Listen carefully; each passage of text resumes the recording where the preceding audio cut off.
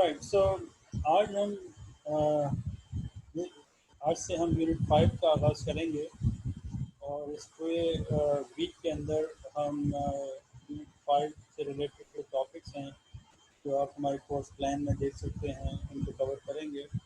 और अगर टाइम बच गया इसके अंदर इस वीक में तो मैं आपको कुछ और प्रॉब्लम्स की जो कुछ एग्जांपल्स हैं वो मैं आपको और कराऊंगा ताकि आपका आइडियाज़ प्रॉब्लम सॉल्विंग के बारे में और ज़्यादा क्लियर हो। ठीक है, ऑलराइट सो स्टार्ट करते हैं। देखिए इस इस यूनिट के अंदर हम दरअसल उस तरह की टेक्निक्स को हम आगे जाके पढ़ेंगे जिसमें कि पोटेंशियल्स जो हैं वो महज जो है वो एक्स वाई या जेड के ऊपर यानी कि जो पार्टिकल्स की लोकेशंस हैं या उनकी पोजीशंस हैं उन पर डिपेंड नहीं कर रहे, बल्कि ऐसे भी मुमकिन है कि पोटेंशियल्स जो हैं वो पार्टिकल्स की या जो सिस्टम है उसकी वेलोसिटी के ऊपर भी डिपेंड कर रहे हैं। ठीक है, तो यानी कि हम नॉन कंजर्वेटिव सिस्टम्स जो हो सकते हैं उनको हम पढ़ेंगे और ख़ास तौर पे जो हमारे पास पोटेंशियल्स हैं जो कि वेलोसिटी डिपेंडेंट पोटेंशियल्स कहलाते हैं उनको हम स्टडी करने की कोशिश करेंगे। और उसकी एक बहुत अच्छी एग्जांपल है कि चार्ज पार्टिकल का जो मोशन है इलेक्ट्रोमैग्नेटिक फील्ड में उसके लिए हम लैग्रेंजियन ड्राइव करेंगे और फिर देखेंगे कि उसकी सारी कैलकुलेशन किस तरीके से होती है। और फिर हम अगली क्लास में हम लैग्रांजियन अनडिटरमाइंड मल्टीप्लायर मेथड है उसको जो है स्टडी करेंगे। तो ऑलराइट सो हम स्टार्ट करते हैं। देखिए बाज़ दफ़ा ऐसा मुमकिन होगा आपके पास कि आपका पास ऐसी ऐसी सिचुएशन के साथ पड़े कि जिसमें कि फोर्सेस जो सिस्टम के ऊपर लग रही हों वो नॉन कंजर्वेटिव है। तो उस सूरत हाल में क्या होगा कि हमारे पास जो लैग्रेंजियन इक्वेशन है वो फॉर एग्जांपल इस तरीके से लिखी जा सकती है D Y by D T partial T by partial Q dot A minus partial T by partial Q dot partial Q J equal to Q J. और आप देख सकते हैं यहाँ पर सिर्फ ये क्यू जे जो है stand for a non conservative force that can be derived from that cannot be derived from a scalar potential। ठीक है, यहाँ पे देखिए हमने पोटेंशियल अभी फ़िलहाल नहीं लिखा है क्योंकि पोटेंशियल यहाँ पर इसलिए नहीं आ सकता है क्योंकि जहाँ से हम जो फोर्सेस हम यहाँ पे ले रहे हैं वो बहरहाल नॉन कंजर्वेटिव हैं। और इससे पहले जो हम पोटेंशियल्स इस्तेमाल करते रहे हैं वो चूँकि हमें कंजर्वेटिव थे तो वहाँ पर फोर्सेस जो थी यानी कि जब आप partial L by partial Q आप जब कैलकुलेट करते थे तो वहाँ से आप जो है फोर्सेस कैलकुलेट कर लिया करते थे। आपको याद होगा कि जो partial L over partial Q जो है क्यू जे दरअसल वो हमें जो है फोर्स देता है जो हमने शुरू के जो हमने प्रॉब्लम्स की हैं और जो एग्जांपल्स किए हैं उसमें हमने जो है बहुत अच्छी तरीके से इसको देखा है। यहाँ हमारा वास्तव थोड़ा सा मुख्तलिफ है तो इस वजह से हमने इसको थोड़ा सा डिफरेंट करके लिखा है। अच्छा, फर्ज करें कि हमारे पास सिचुएशन इस तरीके की हो कि जहाँ पर क्यूजेस जो फोर्सेस हैं वो ऑब्टेन की जा सकती हों from A velocity dependent potential like this.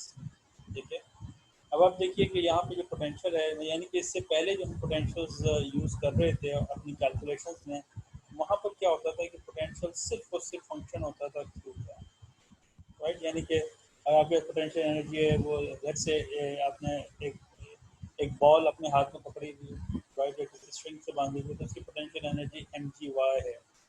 तो वो सिर्फ पोजीशन यानी कि वाई का फंक्शन होती थी। ठीक है, या अगर एक स्प्रिंग सिस्टम है स्प्रिंग मैथ सिस्टम है तो हाफ के एक्स स्क्वायर तो वो एक्स का फंक्शन है यानी पोजीशन का फंक्शन है। ठीक है, फर्ज करें कि हमारा वास्ता ऐसी सिचुएशन के साथ पड़ेगी जहाँ पे पोटेंशियल ना सिर्फ पोजीशन बल्कि वेलोसिटी डिपेंडेंट भी हो, वेलोसिटी के ऊपर डिपेंड कर रहा है। ठीक, ऐसी सूरत हाल में इसका मतलब है कि पोटेंशियल के लिए आप ये क्वेश्चन आप जो है लिख सकते हैं। देखिए ये क्योंकि यहाँ पे यू जो है वो डॉट का फंक्शन भी है और क्यू का फंक्शन भी है, तो ये क्वेश्चन लिखी जा सकती है पोटेंशियल के लिए।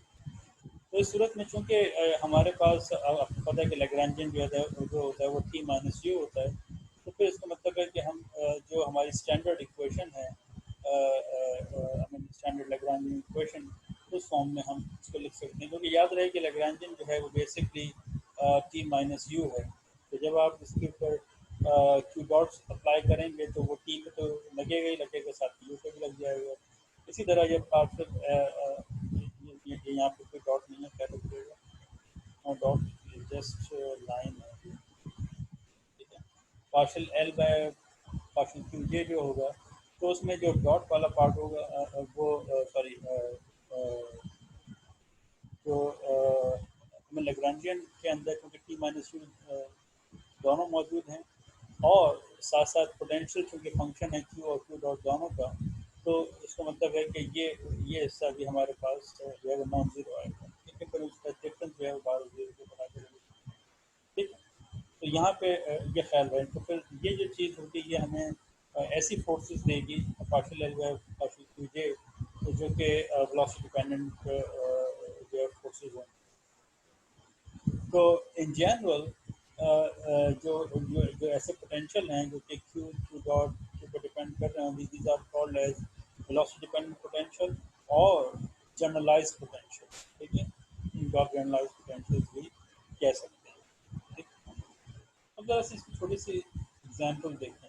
जनरलाइज्ड पोटेंशियल्स जो हैं उनकी जो है वो बहुत अच्छी एग्जांपल क्या हो सकती है। तो देखिए ये यूनिट 5 है, जैसे कि फोर लिख दिया था कि charge particle in in an electromagnetic field, an example of velocity dependent potential. तो देखिए कि जो लॉरेंस फोर्स है वो आप जानते हैं कि वो दो हिस्सों के ऊपर मुश्तमिल है। एक इसका इलेक्ट्रिक पार्ट है, यानी कि ये E stand for the electric charge, E is the electric field, E times इसको ये जो चार्ज है टाइम्स इलेक्ट्रिक फील्ड जो है वो इलेक्ट्रिक फोर्स होती है, ठीक है। और जो ई टाइम्स बी क्रॉस बी जो है वो मैग्नेटिक फोर्स है, ठीक है। अच्छा, अब अ, शायद आप लोगों ने अगर इलेक्ट्रोडायनामिक्स को ज़रा से और अच्छे अंदाज में पढ़ा हो, तो आपको शायद ये पता हो कि इलेक्ट्रिक फील्ड और मैग्नेटिक फील्ड जो है वो in terms of some potentials जो है लिखी जा सकती है, जिनको कि हम स्केलर पोटेंशियल फाई और वेक्टर पोटेंशियल ए के ज़रिए से ज़ाहिर कर सकते हैं। यानी कि हम इलेक्ट्रिकल फील्ड को कैलकुलेट कर सकते हैं by doing minus del phi. आप नॉर्मली इस चीज़ से वाकिफ़ होंगे, इतने हिस्से से आप मेरे ख्याल से ज़्यादा जितने हिस्से से वाकिफ़ होंगे इससे ना हो। तो E is equal to minus del phi minus partial by partial A by partial T, ठीक है। आप ए जो है जो वेक्टर पोटेंशियल है, इलेक्ट्रिकल फील्ड जो है वो स्केलर पोटेंशियल और वेक्टर पोटेंशियल दोनों के ऊपर डिपेंड कर रही है। लेकिन यहाँ पे फाई चूँकि सिर्फ पोजीशन डिपेंडेंट होता है, तो इसका ये जो है स्पेस डेरिवेटिव यानी कि ग्रेडियंट है। और चूँकि ए जो है वो टाइम और इसके दोनों डिपेंडेंट होता है, लेकिन बार यहाँ पे इसका जो है वो टाइम डेरिवेटिव आएगा। ऑन दी अदर हैंड ये जो मैग्नेटिक फील्ड भी है ये लिखी जा सकती है as a curl of a vector potential, that is del cross A. अब देखिए इसकी कुछ वजूहत हैं, हम ऐसा क्यों लिख रहे हैं, ये आप इलेक्ट्रोडायनामिक्स के कोर्स में आप देख लीजिएगा। क्योंकि मैं अगर ये चीज़ यहाँ समझाने बैठा तो फिर हमारी क्लास में फिजिक्स जो हम अभी देखने चाह रहे हैं लैग्रैन्जियन मैकेनिक्स को पीछे रह जाएगी और फिर हम इलेक्ट्रोडायनामिक्स शुरू कर देंगे। All right, so once we have this equation 5, that is how we can write electric field in terms of scalar and vector potential, and then how we can represent magnetic field in terms of curl of a vector potential. हम ये जो ए electric field और B की value है वो हम उठा के जो इक्वेशन 4 है उसके अंदर हम लिख दें, तो हमारे पास ये लॉरेंस फोर्स जो है वो in terms of vector and scalar potential आ जाएगी। that is F equals to charge, electric charge times minus del phi minus partial A by partial T and V cross del cross A. ठीक है। और आप जानते हैं कि ये क्वेश्चन 7 है, ये बेसिकली एक इक्वेशन नहीं है, ये मुझे लगता है 3 इक्वेशन है, थ्री डायमेंशनल इक्वेशन है, क्योंकि डेल अब पता है आपको कि 3 कंपोनेंट हैं, इसी तरह वेलोसिटी है सबके और ए है, इन सबके 3 कंपोनेंट्स। ठीक है। तो हम अपनी आसानी के लिए फ़िलहाल हम सिर्फ एक्स कंपोनेंट के लिए कैलकुलेशंस करेंगे, बट क्योंकि ऑल डायरेक्शंस आर सेम, तो वाई और जेड कंपोनेंट्स की कैलकुलेशन एग्जैक्टली सेम होंगी। तो जो कुछ हम एक्स के लिए करेंगे कैलकुलेशन, जो जवाब आएगा उसी को जनरलाइज करके हम वाई और जेड के लिए भी जो है अज्यूम कर सकते हैं।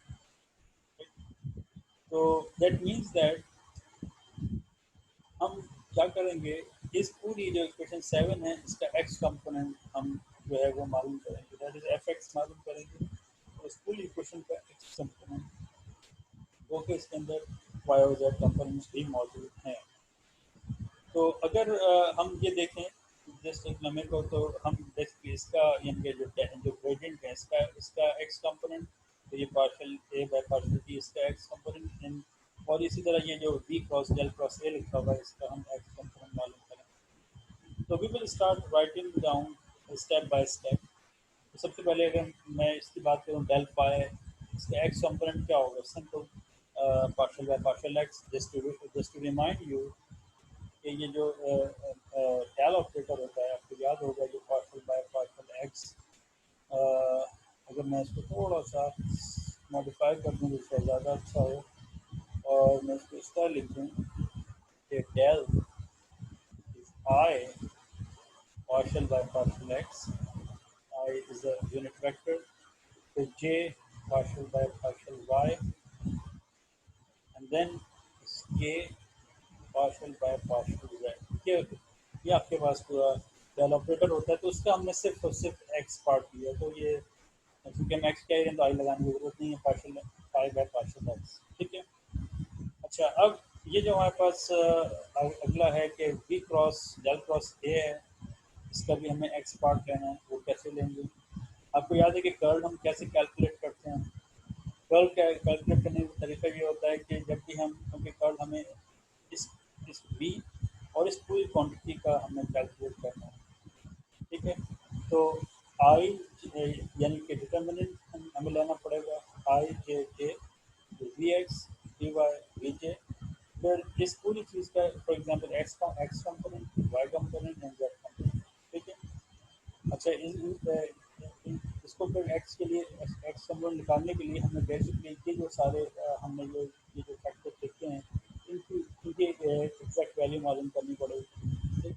वो कैसे मालूम करेंगे, वो इस तरह मालूम करेंगे कि हमें ये जो इक्वेशन है डेल क्रॉस ए, ये हमें कैलकुलेट करना पड़ेगा। ठीक है। तो वो कैसे कैलकुलेट करेंगे, वो हमें मालूम है कि कर्ल जो है वो मालूम करने का तरीका ये होता है कि हम डिटर्मिनेंट लिखा आई जे के आ गया, और ये फाइव ये जो डेल ऑपरेटर है जो partial by partial X partial by partial by partial by partial Z A X A Y Z. ठीक है। और हम इसका आई कंपोनेंट निकालने हैं, एक्स कंपोनेंट, तो I this time this and this time this, ये आ गया। तो इसका वाई कंपोनेंट क्या होगा, माइनस जे, अब जानते हैं कि this and this minus partial Z bye partial x, ये आ गया। इसी तरह आप इसका जेड कंपोनेंट निकाल सकते हैं, पार्शियल ए वाई पार्शियल एक्स, यानी कि आप क्या कर रहे हैं, this time this minus this time this, ये आ गया।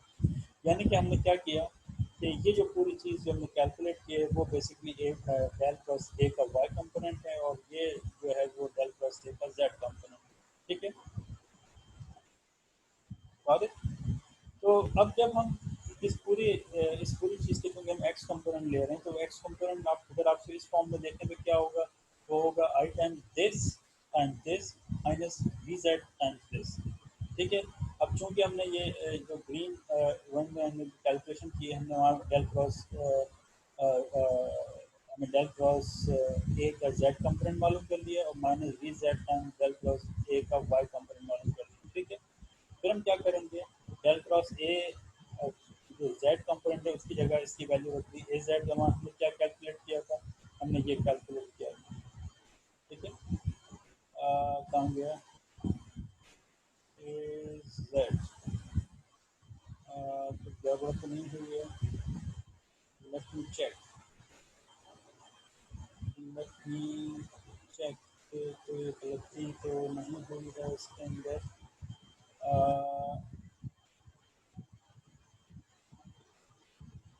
ए जेड, इसमें क्या होगा? हाँ ठीक है ना, ये partial partial by partial X times A Y है, और minus partial Y by partial partial A X. ठीक है, तो ये हम हमारे पास होता है, ये वाई लिखा हुआ है, ये कर दिया, ये रहा। ठीक है, और ये चूंकि यहाँ पे जेड है, तो जेड हम हमारे पास कंपोनेंट ये लिखा हुआ है, तो partial A Y over partial X minus partial A X over partial Y, ये आ गया। और ये जो डेल क्रॉस ए वाई लिखा हुआ है वो बेसिकली ये है। तो जो हमारे पास क्या हुआ यहाँ पे, ये इसका मैंने सही लिखा है कि नहीं, मेरे ख्याल से सही लिखा होगा। Let me check it. Partial Z है पार्शल एक्स, ये एक्स है, ये देखिएगा जहाँ मैंने शायद साफ लिखने में कुछ साफ नहीं लिखा मैंने। Let me right it more clearly. Partial Z by partial, okay, right right, ये दरअसल क्या है मैं आपको बताता हूँ। ये मैंने ये किया है कि चूंकि यहाँ पे हमारे पास माइनस साइन है, तो जब मैंने यहाँ कैलकुलेशन किए तो ये क्या हुआ है कि partial x by partial A Z ये यहाँ आ गया, और minus partial Z bye partial X ये यहाँ आ गया। ठीक है, अब चूंकि माइनस साइन है तो ये माइनस साइन यहाँ लगा हुआ है। ठीक है, मैंने माइनस से अंदर मल्टीप्लाई कर दिया, तो ये पूरी चीज़ इधर आ गई और ये पूरी चीज़ इधर चली गई। ठीक है, और यहाँ माइनस साइन लगा हुआ है, तो ये इस वजह से ये हिस्सा जो है वो उठ के इधर आ गया, और ये हिस्सा जो है वो उठ के इधर आ गया। ठीक है, इस वजह से हुआ कि क्योंकि वो ये जो एक्स्ट्रा माइनस साइन आ रहा है उसको हमने कंपनसेट किया। I hope you got the idea.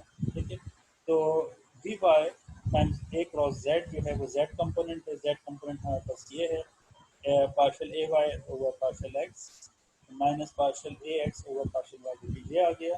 अब यहाँ पे चूंकि एक माइनस साइन लगा हुआ है पहले से, और ये जो हमारे पास डेल क्रॉस ए है, चूंकि ये वाई कंपोनेंट आपको पता है कि उसमें उनकी वजह से यहाँ पे एक माइनस साइन आता है।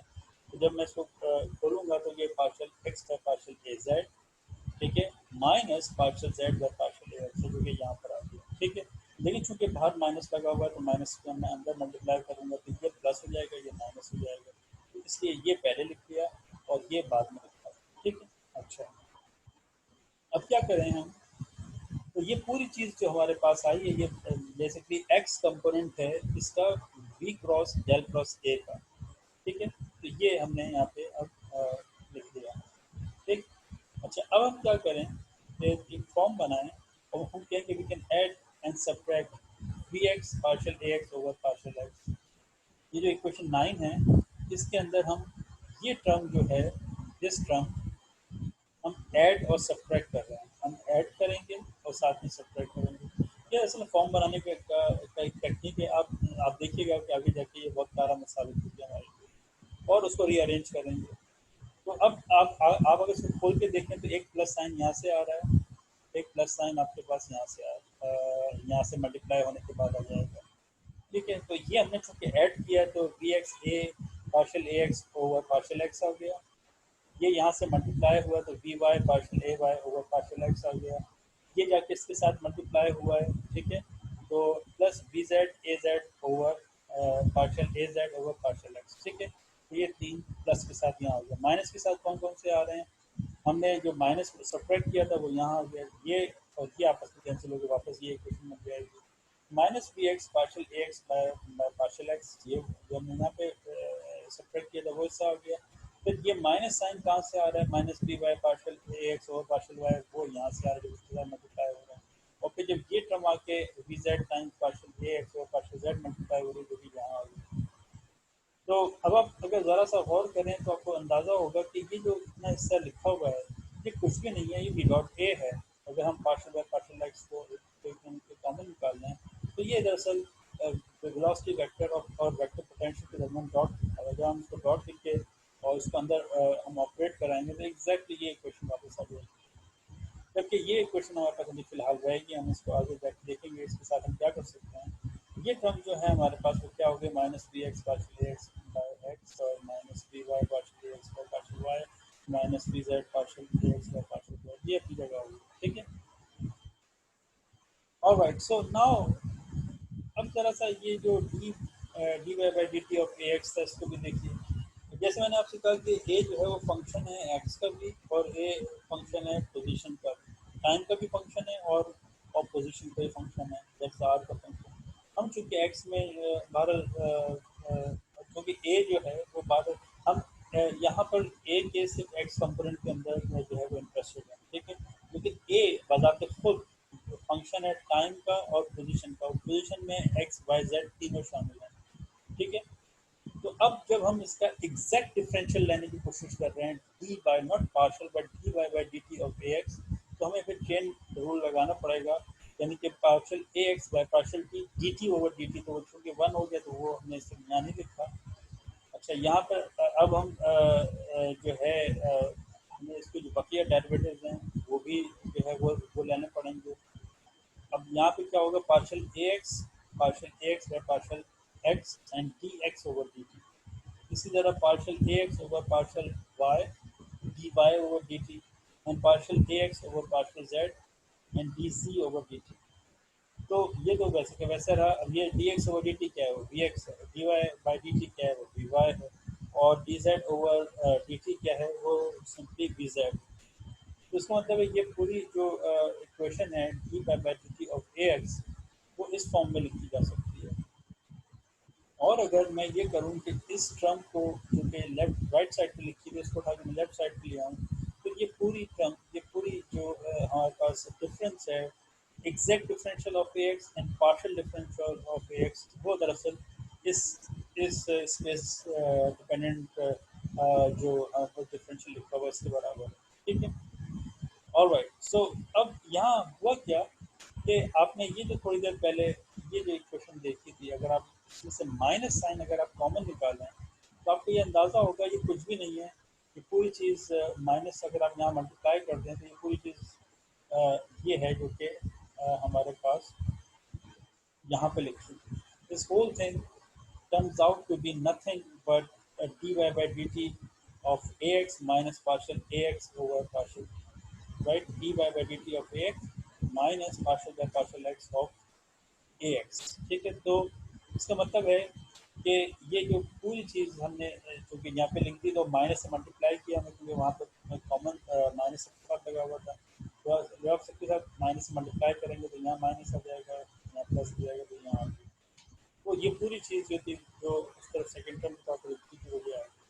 उसका मतलब है कि V cross del cross A का एक्स कंपोनेंट हमने इस तरीके से कैलकुलेट कर दिया। ठीक है, अब हम क्या करें कि 11 और जो 8 इक्वेशन है जो हमने यहाँ पे कैलकुलेट की है, यानी कि जो सिर्फ और सिर्फ ग्रेडियंट के बराबर थी, उसको उठा के हम वापस जो ये जो हमारे पास इक्वेशन थी, इक्वेशन 7 के एज एन एक्स कंपोनेंट के तौर पर हम इसको लिखते हैं। ठीक है,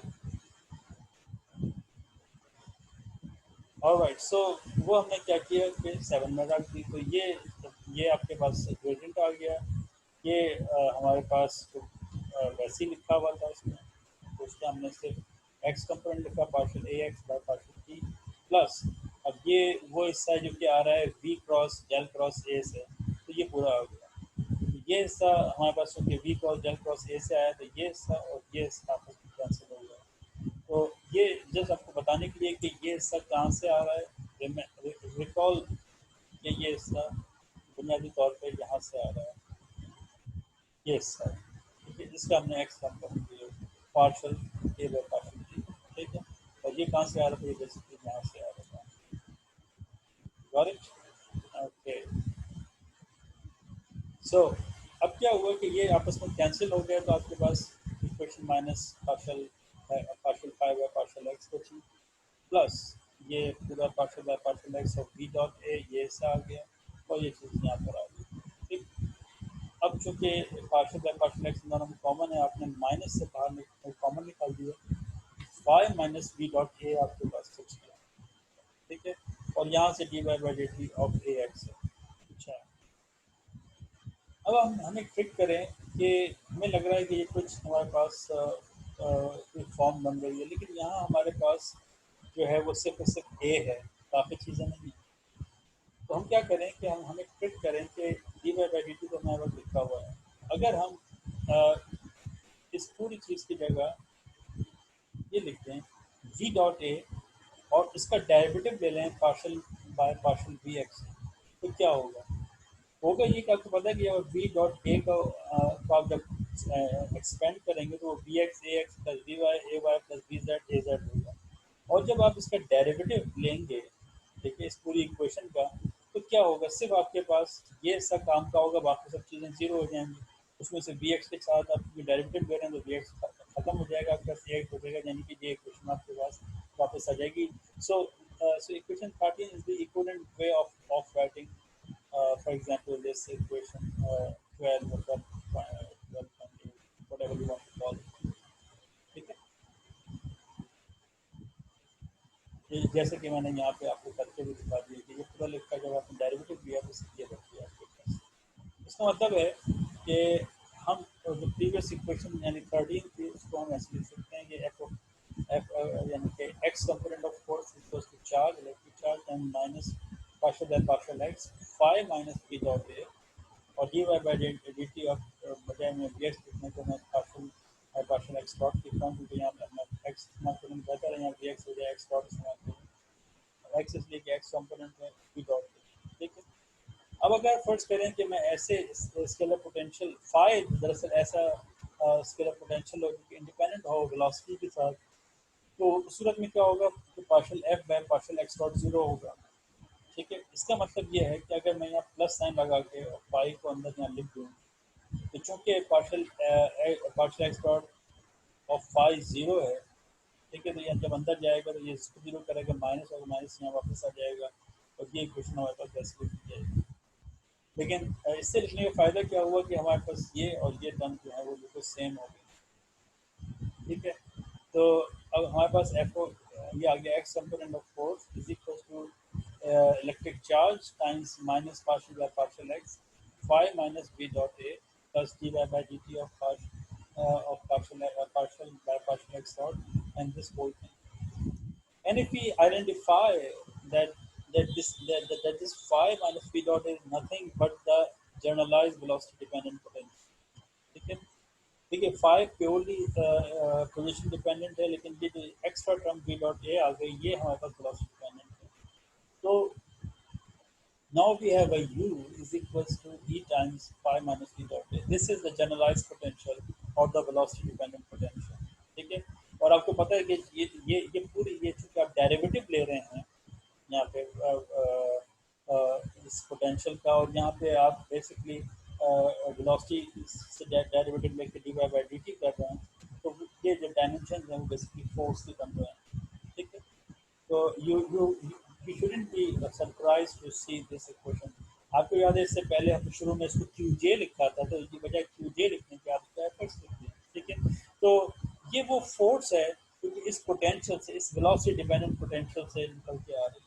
आम हालात में जो हमारे पास फर्स्ट टर्म है ये हमारे पास जीरो होती है, सिर्फ और सिर्फ सेकंड टर्म होती है, राइट? आपको मालूम है कि ग्रेविटेशनल फोर्स को लिखा जा सकता है minus partial U by partial Y या X, whatever you want to call the vertical जो एक्सेस है आपकी, चाहे एक्स क्या या वाई क्या, ठीक है?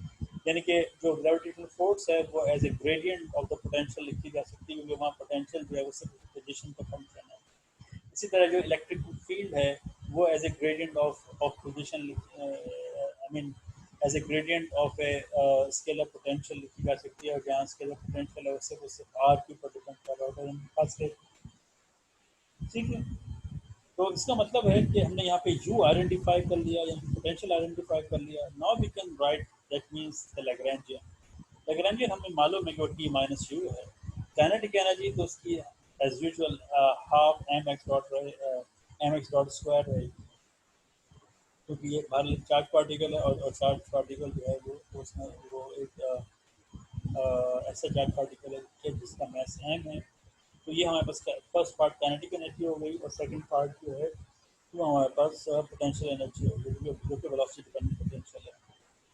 और हम फिर लैग्रांजियन इक्वेशन ऑफ मोशन इस्तेमाल कर रहे हैं, partial L by partial J minus T by D T, और partial L by partial zero के बराबर है। तो आपको मालूम है जनरलाइज मोमेंटम आप कैसे मालूम करते हैं, partial L by partial X dot, क्योंकि पी एक्स की होगी, यानी कि एक्स डायरेक्शन में लगने वाली जो मोमेंटम है वो आपके पास आ जाएगी। तो आप अगर लैग्रांजियन में गौर करें तो ये एक्स डॉट है, ठीक है। तो यहाँ से आपके पास एम एक्स डॉट आ जाएगा, और ये बी डॉट ए, इसके अंदर तीन टर्म लिखी हुई हैं, V X A X plus P Y A Y plus V Z A Z. तो उसमें से भी आपके पास जो है वो फर्स्ट टर्म यानी कि एक्स डॉट, यानी कि मैं आपको यहाँ दोबारा लिखूँ, ये जो आपके पास लिखी हुई है जो बी डॉट ए लिखा हुआ है, just to recall your self, कि ये दरअसल अगर मैं इसको इन टर्म्स ऑफ एक्स बताया लिखूँ, X dot A X plus Y dot A Y plus Z dot A Z लिखा है, ठीक है। तो जब आप इसको डेरिवेटिव लेंगे तो आपके पास एक्स डॉट से खत्म हुआ, तो आपके पास बी टाइम्स ए एक्स बच गया, ठीक है। This is the potential, this is the generalize momentum. Normally तो आप मोमेंटम सिर्फ और सिर्फ M times A M time X dot के अब तक आदि हैं, but now you have an extra piece E time A X. तो ये चीज़ कहाँ से आ रही है? ये चीज़ यहाँ से आ रही है कि जब आपके पास एक इलेक्ट्रिकल जब एक चार्ज पार्टिकल मूव कर रहा है, उसको फोर्स लग रही है, तो वो बेसिकली इलेक्ट्रोमैग्नेटिक फील्ड भी जनरेट कर रहा है। So this momentum associated with the electromagnetic field, right, जो वो क्रिएट कर रहा है, ठीक है। तो वो महज काइनेटिक एनर्जी ही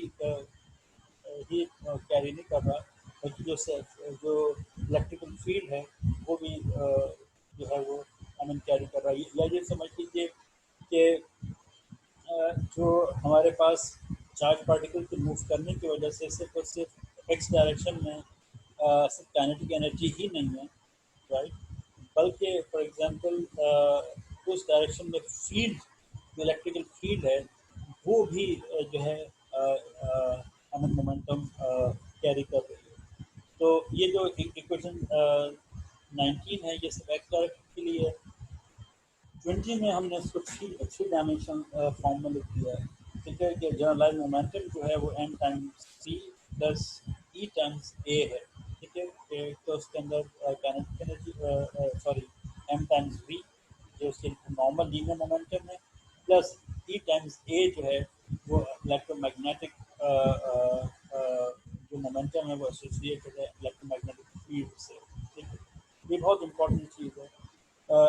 अगर ये पार्टिकल चार्जलेस होता तो उसके बाद सिर्फ और सिर्फ एम टाइम्स वी होती है, यानी कि अगर एक बॉल आपने अगर हवा में फेंकी हो और वो मूव करे, तो अब भले से इलेक्ट्रिकल वो अगर इलेक्ट्रोमैग्नेटिक फील्ड में हो, इट डजंट मैटर, क्योंकि वो जो बॉल है वो चार्ज कैरी नहीं कर रही, न्यूट्रल है। But as soon as it gets some electrical charge, तो वो फिर जो फील्ड है वो उसको भी डिस्टर्ब करेगी, फील्ड की भी उस पर्टिकुलर डायरेक्शन के अंदर जो है वो मोमेंटम एसोसिएट हो जाएगा। एक और चीज़ ये कि आप इसको कैलकुलेट करके देख सकते हैं कि जो टोटल एनर्जी होगी अगर चार्ज पार्टिकल, वो सिर्फ और सिर्फ काइनेटिक एनर्जी नहीं है, प्लस ई फाई है। अब आप ये सोच सकते हैं कि इसके अंदर तो जो स्केलर पोटेंशियल वाला पार्ट है वो नहीं है। तो वो इसलिए नहीं है कि जो मैग्नेटिक फोर्स है हमारे पास, जो कि बेसिकली ई क्रॉस ई टाइम्स बी क्रॉस बी है, वो आपको पता है कि इस तरह की फोर्स है जो कि वर्क नहीं करती है, right, it it does not do any work. उससे एसोसिएटेड पोटेंशियल जो है वो ज़ीरो है। तो इसमें सिर्फ और सिर्फ जो स्केलर पोटेंशियल है वो ही इन्वॉल्व है, राइट। तो ये ख्याल रखिएगा। तो अब ये आपके दिमाग में क्लियर होना चाहिए कि अगर एक चार्ज पार्टिकल मूव कर रहा है तो वो न सिर्फ अपने जो नॉर्मल हमारे पास काइनेटिक एनर्जी है वो भी साथ में लेगा, और मतलब उसके पास होगी प्लस जो उसके साथ फील्ड एसोसिएट हो जाएगी। राइट, फोर्स लग रही है, जब भी चार्ज पार्टिकल एक्सेलरेट होगा तो वो इलेक्ट्रोमैग्नेटिक फील्ड पैदा करेगा। तो वो फील्ड जो होगी वो भी मोमेंटम जो है वो यानी उस पर्टिकुलर डायरेक्शन में उस फील्ड की भी जो है वो आई मीन आप कह सकते हैं कि उस फील्ड के पास भी मोमेंटम होगी। तो यही वजह है कि जो जब हम एनर्जी को एक जगह से दूसरी जगह ट्रांसफ़र करते हैं तो ये वो याद रखिएगा कि वो जो है I mean momentum he transfer करती है। राइट, तो ये ख्याल रखिएगा। एक फोटोन है, फोटोन जब आके हिट करता है तो वो एनर्जी के साथ साथ मोमेंटम भी ट्रांसफ़र करता है। तो वो आपके दिमाग में ये क्लियर हो जाना चाहिए कि वो मोमेंटम किस तरीके से जनरेट हो रही है। ऑलराइट, सो आई थिंक कि ये एक टॉपिक पूरा हुआ है। हम for the I mean for this class हम इसको यहाँ पे अभी रोकते हैं, और अगली क्लास में हम जो है वो एक और टॉपिक जिसको के कहेंगे लैग्रांज अनडिटरमाइंड मल्टीप्लायर मेथड, वो हम करेंगे और उसकी दो एग्जांपल्स करेंगे। और फिर जैसे मैंने कहा कि जो हमारा उसी लेक्चर में या फिर जो हमारा थर्ड लेक्चर है उसके अंदर हम मज़ीद लैग्रांजियन मैकेनिक्स की प्रॉब्लम जो कि मैंने इस लेक्चर नोट्स के आखिर में मैंने अटैच की हुई हैं, जो कि बेसिकली टेलर की जो किताब है उसके ऊपर बेस कर रही हैं, वो वो हम डिस्कस करेंगे। तो बहुत ही इंटरेस्टिंग और इम्पोर्टेंट एग्जांपल्स हैं। खासतौर पे जो पहली एग्जांपल होगी उसकी टेलर की जो हम डिस्कस करेंगे वो इस लिहाज से इंटरेस्टिंग है और इम्पोर्टेंट है कि आप उसमें देखिएगा कि हम प्योरली जनरलाइज कोऑर्डिनेट इस्तेमाल कर रहे हैं, और वो जनरलाइज कोऑर्डिनेट कोई आम जो कोऑर्डिनेट्स हैं उनमें से नहीं है। हमने अपने कन्वीनियंट के कोऑर्डिनेट इस्तेमाल किए हैं और उस प्रॉब्लम को हल किया है। ठीक है, और उससे आगे जो प्रॉब्लम की हुई हैं वो भी बहुत इंटरेस्टिंग है कि आपको फिज़िक्स निकालना सिखाई जाएगी कि आपके पास अगर इक्वेशंस मौजूद हैं, आपने कैलकुलेशन की, सब कुछ कर लिया, ठीक है, इक्वेशंस आ गई, सो व्हाट। राइट, एक मैथमेटिशियन और फिजिसिस्ट में यही तो फर्क है। जो एक मैथमेटिशियन है ही और she can calculate anything, right, as far as mathematics is consistent. Mathematics consistent रहे, आप उसकी किसी रूल की वायोलेशन नहीं कर रहे हैं, you can drive and you can calculate anything. Right, any kind of answer is a good answer as far as you don't violate any mathematical rule। लेकिन जब हम फिजिक्स कर रहे होते हैं तो फिर हमें सोचना पड़ता है कि आपके पास हमने जो मैथमेटिक्स की है, जो इसके ऑल पॉसिबल सोल्यूशन हैं उनमें से कौन से सोल्यूशन हैं जो कि फिजिकली मीनिंगफुल हैं, जो जिसके ज़रिए से हम ये सोच सकते हैं कि हाँ इसका कोई फिजिकली पॉसिबल जो है वो इंटरप्रिटेशन हो सकती है। जैसे मैं आपसे लोगों को कहता हूँ कि बाज़ दफ़ा ऐसी सिचुएशन होती है जब आप टाइम कैलकुलेट कर रहे होते हैं, पार्टिकल है जो नीचे गिर रहा है, लाइट की कितनी देर में ऊपर से नीचे गिरेगा, तो वो एक क्वाड्रेटिक इक्वेशन बन जाती है। तो वहाँ आपके पास टाइम के दो सोल्यूशन आते हैं, प्लस माइनस। तो दोनों सोल्यूशन मैथमेटिक्स के लिहाज से सही है, लेकिन हमें मालूम है कि प्लस, अगर आपके पास +2 सेकंड आया है, that is a physically reasonable and acceptable answer.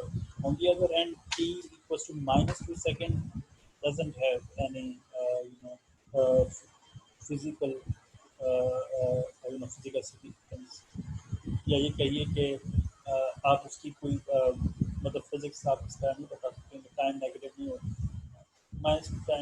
-2 second का मतलब सवाल इसके और क्या लिया जाएगा, तो ये 2 सेकंड पहले है उस सिस्टम के स्टार्ट होने से, और जो इवेंट हम मेजर कर रहे थे उसके होने में वो 2 सेकंड पहले का है।